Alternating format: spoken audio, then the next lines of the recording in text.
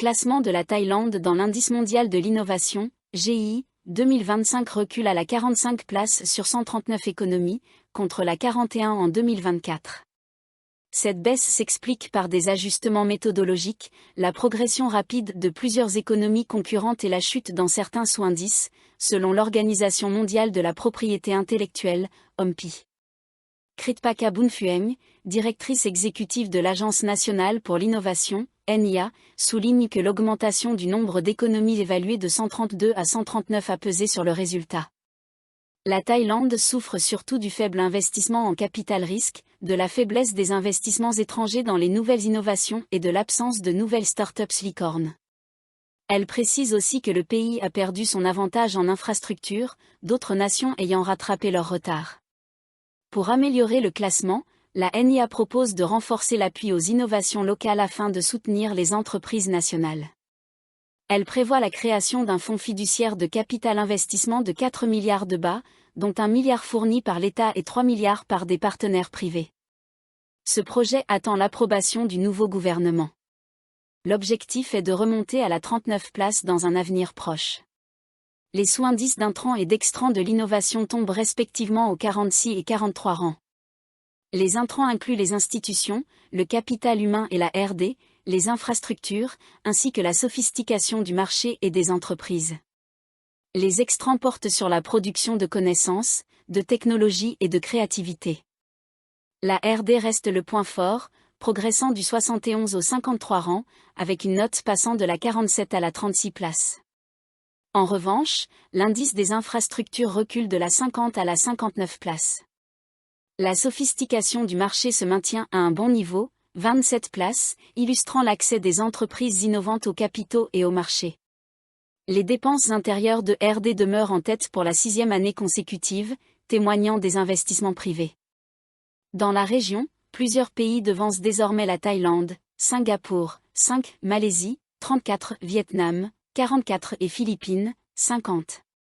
Entre 2000 et 2023, les dépenses de R&D en Asie du Sud-Est ont cru de 8,5% par an pour atteindre près de 60 milliards de dollars US, avec une hausse notable du capital risque en 2021. La Suisse conserve la première place mondiale pour la 15 année consécutive, suivie de la Suède et des États-Unis. La Corée du Sud atteint la 4 place, son meilleur classement à ce jour, grâce à une forte intensité de R&D, des institutions solides, un enseignement performant et un secteur privé très innovant. À retenir. Thaïlande, 45 places en 2025, 41 en 2024. Faiblesse, capital risque limité, absence de licorne, recul des infrastructures. R&D en progrès grâce aux investissements privés. Voisins en avance, Singapour, 5, Malaisie, 34, Vietnam, 44, Philippines, 50. Objectif, atteindre la 39 place via un fonds d'investissement de 4 milliards de bahts. Les clients qui resteront dans les bars thaïlandais après leur légal de consommation d'alcool risqueront bientôt une amende pouvant atteindre 10 000 bahts, environ 266 €. Cette règle, applicable dès le 8 novembre 2025, fait partie des nouveaux amendements à la loi sur le contrôle des boissons alcoolisées annoncés par le département de l'administration provinciale. Elle interdit de consommer de l'alcool au-delà des horaires légaux, même si la note a déjà été réglée. La réglementation actuelle proscrit la vente d'alcool entre minuit et 11 h du matin, ainsi qu'entre 14 h et 17 h entre. Désormais, un client assis dans un bar ou un restaurant durant ces plages horaires pourra être considéré en infraction, même sans commander de boissons supplémentaires. À Pattaya, au lieu du tourisme nocturne, cette mesure provoque une vive inquiétude. De nombreux exploitants estiment qu'elle risque de freiner la reprise économique du secteur.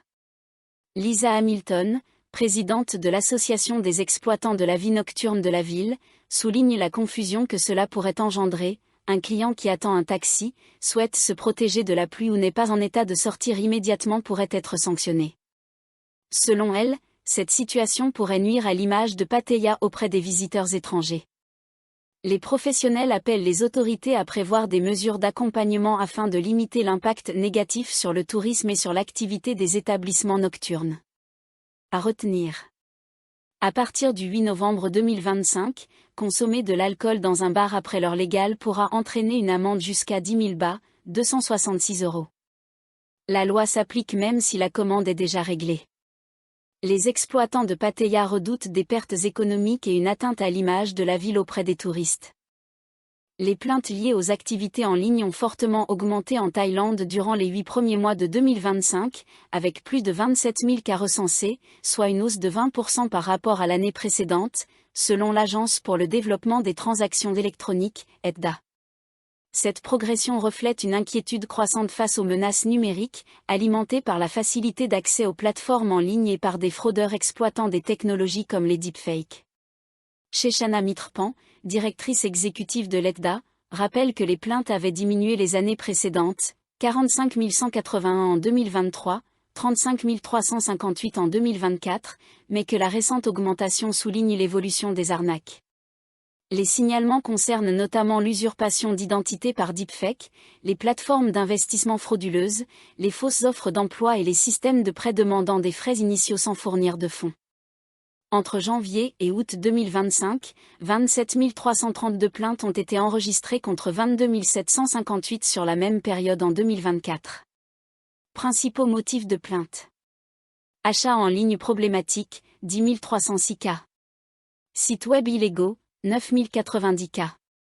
Contenu ou activité suspecte, 2460 cas. Protection des données personnelles, 1421 cas. Pratique commerciale déloyale, 1382 cas. Malgré cette hausse, l'EDDA indique avoir résolu 98% des dossiers, soit 26 794 cas, grâce à une coordination efficace avec les autorités compétentes, et enregistre un taux de satisfaction du public de 95%. Pour renforcer la protection des consommateurs, l'agence applique de nouvelles règles prévues par la loi sur les services de plateformes numériques, DPS. Elle collabore avec les forces de l'ordre, les services du commerce et des plateformes comme Facebook et TikTok pour améliorer la vérification de l'identité des utilisateurs, encadrer la publicité et les listes de produits, et réguler les avis des consommateurs, les marchés en ligne et les services de covoiturage. L'EDDA mène aussi une campagne nationale, DPS Trust Every Click, afin de développer la culture numérique et sensibiliser le public aux risques, en partenariat avec des acteurs publics et privés. À retenir. Les plaintes en ligne en Thaïlande augmentent de 20% en 2025, avec plus de 27 000 cas. Les escroqueries les plus courantes concernent les deepfakes, les faux investissements, les fausses offres d'emploi et les achats en ligne frauduleux. L'EDDA résout 98% des plaintes et renforce la cybersécurité grâce à sa campagne « Trust Every Click ». Un touriste a été victime d'un accident de moto près de Pattaya après que son GPS l'a conduit sur une route escarpée au cœur d'une forêt. Contraint d'abandonner son véhicule, il a parcouru environ 2 km à pied avant de trouver de l'aide. L'incident s'est produit le 15 septembre 2025 dans le sous-district de Pang, à Bang Laming, province de Chonburi. Les secouristes de la fondation Sawang Boribun Pattaya Rescue, assistés par la police de UAYI, ont retrouvé le jeune homme fatigué mais indemne. Identifié comme Penyawa Budachin, 23 ans, physiothérapeute, il avait suivi son GPS pour rejoindre la cascade de Krok Matai afin de prendre des photos. L'itinéraire proposé l'a entraîné sur des pentes abruptes, des ruisseaux et des chemins forestiers difficiles. À la tombée de la nuit, sa moto Honda CL300 a basculé sur une pente raide, impossible à relever. Le véhicule, légèrement endommagé, a été récupéré plus tard par les secours. Le touriste a chaleureusement remercié les équipes d'intervention pour leur aide. Cet événement relance les avertissements concernant la dépendance exclusive aux applications de navigation. Les cartes numériques ne distinguent pas toujours les routes praticables des sentiers dangereux, ce qui peut piéger les voyageurs dans des zones isolées. Les autorités recommandent aux visiteurs de demander des informations locales sur les itinéraires avant de s'aventurer hors des routes principales, surtout dans les régions montagneuses ou couvertes de forêts denses. À retenir. Un touriste s'est accidenté après avoir suivi un GPS vers une piste forestière près de Pattaya.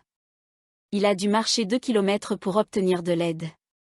L'incident souligne les risques de se fier uniquement au GPS dans les zones reculées.